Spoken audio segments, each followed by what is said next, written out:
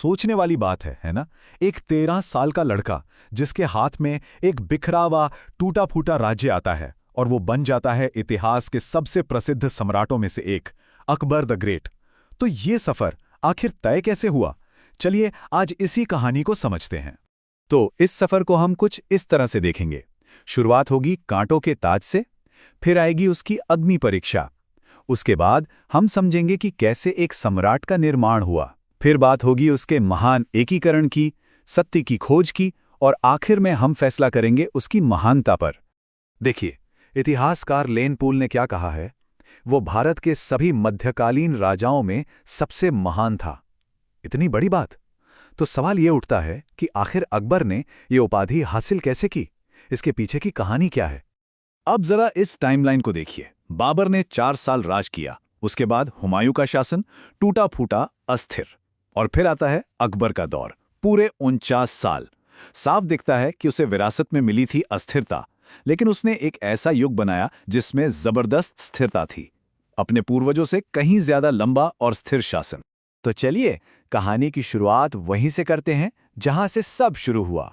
कांटों का ताज, मतलब वो विरासत जो अकबर को मिली। सिर्फ 13 साल की उम्र में उसे एक ऐसी गद्दी मिली जो नाम की ही गद्दी थी, असल में तो मुश्किलों का पहाड़ था। सोचिए, साल था 1556। अकबर को विरासत में क्या मिला?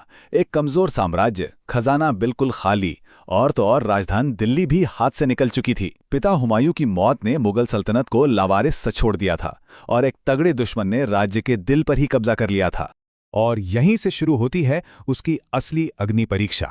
एक ऐसी लड़ाई जो तय करने वाली थी कि मुगल वंश आगे बढ़ेगा या शुरू होने से पहले ही खत्म हो जाएगा। मैदान में 2 ताकतें आमने सामने थीं। एक तरफ था हेमू, जिसके पास विशाल सेना, तोपखाना, 500 जंगली हाथी थे और जो 22 लड़ाइयां जीत चुका था। दिल्ली और आगरा उसके कब्जे में थे। और दूसरी तरफ एक 14 साल का लड़का अकबर और उसकी छोटी सी हिम्मत हार चुकी सेना, राजधानी से कोसों दूर पंजाब में। 5 नवंबर 1556, पानीपत की दूसरी लड़ाई। मुगल हारने ही वाले थे, बिल्कुल कगार पर थे, और तभी एक भटकता हुआ तीर, बस एक तीर, ने पूरे हिंदुस्तान का इतिहास बदल दिया। वो तीर सीधा हेमू को जा लगा और एक तय हार, एक ऐतिहासिक जीत में बदल गई। चलिए, गद्दी तो बच गई, लेकिन अब इस नौजवान बादशाह के सामने एक नई चुनौती थी। अब जंग बाहर के दुश्मनों से नहीं, बल्कि अपनों से थी। उन्हीं लोगों से जिन्होंने उसकी रक्षा की थी। अब उन्हीं की जंजीरों को तोड़ना था। और उसने ये काम बड़े तरीके से किया, स्टेप बाय स्टेप। सबसे पहले 1560 में उसने अपने सर्वशक्तिशाली संरक्षक बैरम खां को हटाया। फिर 1562 तक उसने अपनी धायमा महामनगा और उनके पेटीकोट गवर्नमेंट के प्रभाव को भी खत्म कर दिया। और इस तरह आखिरकार उसने राज्य की बागडोर पूरी तरह अपने हाथों में ले ली। ये जो पेटीकोट गवर्नमेंट शब्द है, इसका इस्तेमाल इतिहासकार उस दौर के लिए करते हैं, यानी 1560 से 62 तक, जब दरबार के फैसलों पर हरम की औरतों का, खासकर महामनगा का, बहुत ज्यादा असर था। ये दिखाता है कि असली बादशाह बनने के लिए अकबर को किन किन अंदरूनी साजिशों से लड़ना पड़ा।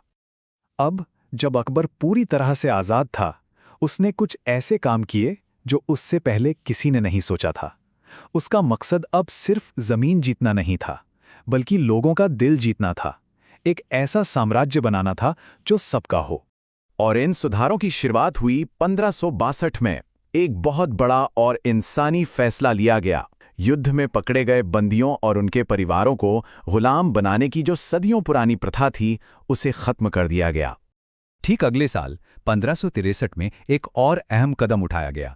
गैर मुस्लिम लोगों पर उनके तीर्थ स्थलों पर जाने के लिए जो टैक्स लगता था, उस तीर्थ यात्रा कर को भी हमेशा के लिए खत्म कर दिया गया। और फिर आया साल 1564। ये सबसे क्रांतिकारी कदम था। जजिया, वो टैक्स जो गैर मुस्लिम प्रजा पर लगाया जाता था, उसे भी खत्म कर दिया गया। ये एक साफ संदेश था कि अब साम्राज्य में सब बराबर हैं। लेकिन अकबर की कहानी सिर्फ जंग और सियासत की नहीं है। उसके अंदर एक गहरी जिज्ञासा थी, सत्य को जानने की। और इसी खोज ने उसे हर धर्म को, हर विश्वास को गहराई से समझने के लिए प्रेरित किया।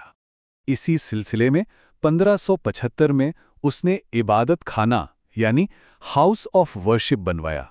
ये एक ऐसी अनोखी जगह थी जहां अलग अलग मजहबों के विद्वान आकर अपने अपने विश्वास पर खुलकर बहस कर सकते थे। सोचकर देखिए, उस जमाने के लिए ये कितना बड़ा और नया विचार था। और वहाँ कौन कौन नहीं आया? जैन धर्म से हरिविजय सूरी, हिंदू धर्म से पुरुषोत्तम दास, पारसी धर्म से दस्तूर मेहरजी राणा और ईसाई धर्म से फादर मोन्सरेट। ये लिस्ट दिखाती है कि उसके ज्ञान की प्यास कितनी गहरी थी। इन सब बहसों और खोज का नतीजा निकला 1582 में दीन-ए-इलाही के रूप में। इसे ईश्वर का धर्म कहा जा सकता है। ये असल में सभी धर्मों की अच्छी बातों को मिलाकर एक नैतिक कोड बनाने की कोशिश थी, जिसका फोकस दया और नेकी जैसे गुणों पर था। लेकिन इस नए धर्म को अपनाने वाले लोग कितने थे? सिर्फ 19। जी हाँ, सिर्फ 19। यह साबित करता है कि अकबर साम्राज्य पर तो हुकूमत कर सकता था, लेकिन लोगों के विश्वास पर नहीं। तो इस पूरे सफर के बाद चलिए वापस अपने पहले सवाल पर आते हैं। आखिर वो क्या था जिसने अकबर को महान बनाया? देखिए, इतिहास का फैसला कुछ बातों पर टिका है। पहला, उसने बिखरे हुए राज्यों को जोड़कर एक मजबूत केंद्रीय शासन बनाया। दूसरा, उसने एक ऐसी गंगा जमुनी तहजीब को बढ़ावा दिया जिसमें फारसी, भारतीय और इस्लामी संस्कृतियां घुल मिल गईं। उसने धार्मिक सहिष्णुता की ऐसी नीतियां बनाई जो अपने वक्त से बहुत आगे थीं। मनसबदारी जैसी प्रशासनिक व्यवस्थाओं से साम्राज्य को स्थिर किया। और हाँ, कला और साहित्य को भी खूब संरक्षण दिया। इन्हीं सब की वजह से वो महान कहलाया। आखिर में अकबर की विरासत एक बड़ा सवाल छोड़ जाती है। किसी भी शासक की महानता को किस पैमाने पर नापा जाना चाहिए? उसकी जीती हुई लड़ाइयों से, उसके बनाए कानूनों से, या फिर एक बेहतर एकजुट दुनिया के लिए उसके विचारों से?